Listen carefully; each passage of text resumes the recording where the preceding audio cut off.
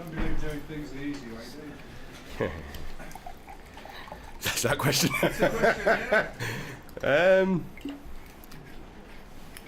I'd say it's a strange game the way it's gone. I mean, I'd have to see before you start making comments on decisions. I think you'd have to see them again live. Didn't look like a goal scoring opportunity to me, but equally I think you can see why it's given. I don't know whether the linesman had a view of it as well, but I don't know. Live it looked as though our player was getting round. But it's not a great deal that we could do about it after 20 minutes. We can't sit there for 70 minutes just grumbling about a decision if it's gone against us or it's gone for us. We had to do something about it. I thought for the rest of the first half we were a bit affected by it to a certain extent. The game nobody was really controlling the game. I think they had 2 or 3 players booked as well. It looked like it was going to get evened up at one point as well.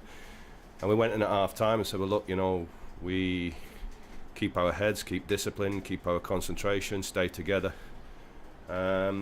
We know that we've got to defend when we're going to have to defend because they've got an extra man, but by the same token we can impose our play on them. And I thought in the second half we were terrific. I thought we could more or less control the football match. We expected that we'd have to defend 1 or 2 situations, but if you look at the stats in terms of efforts on goal and possession, you wouldn't have thought that we had a man less. You stayed with virtually 2 up, didn't you? Went up. It means there's a lot of work. I think it's something that he's done before. It's something that he's looked at because it keeps them guessing. It gives you an extra goal threat. But there's certainly a great deal of work to be done by the 3 midfield players shuffling across. And you know that you're going to be in situations sometimes where you're 1v1.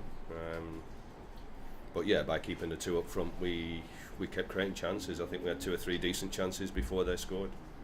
Was there any temptation to take Mario off at half time because he was? Yeah, there's the temptations there, but I think he got booked inside 20 minutes. He, there was one challenge he did, which I don't think I thought Mark probably handled that very well because he didn't give him a yellow card, but I don't think there was any malice in the challenge.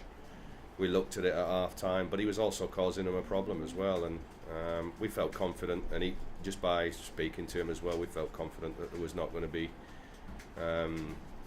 any loss of head really. He looked pretty calm.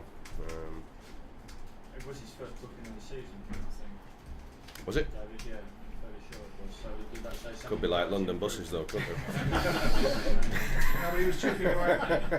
He was chipping away at the ref as they came up at half time. You always felt he was on the top. Well, I think the way that the game went, I think it's very difficult until you come in at half time. The sending off goes against you. 1 or 2 decisions go against you as well.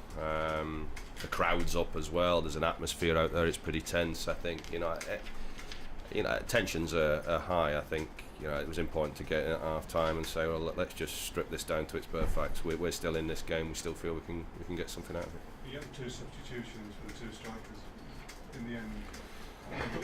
Yeah, well, I mean, you got to understand. I mean, Sergio flew back into the country Thursday lunchtime. People make a lot about what team we start with and things like that, but we've got another important game on Wednesday. We're picking teams with a view to a game on Wednesday. We're picking teams with what they've got into their legs, where they've travelled from, etc. Edin himself has played 2 international games and flew back from Bosnia, and we have to do that. We have to rotate the squad a little bit, but he's come on and he's a threat.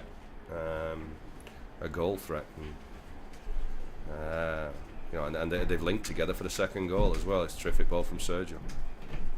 Dzeko, his goals record for you was terrific. It was something he didn't. The others tended to command all the headlines all the time, David. But can you talk a bit about his? If you look at Edin's career with Manchester City, the goals that Edin Dzeko has scored for Manchester City, he's got a lot of, in inverted commas, heavy goals that are very, very important. I remember goals at Blackburn last season. The season before, I think it was. Which more or less gave us Champions League qualification.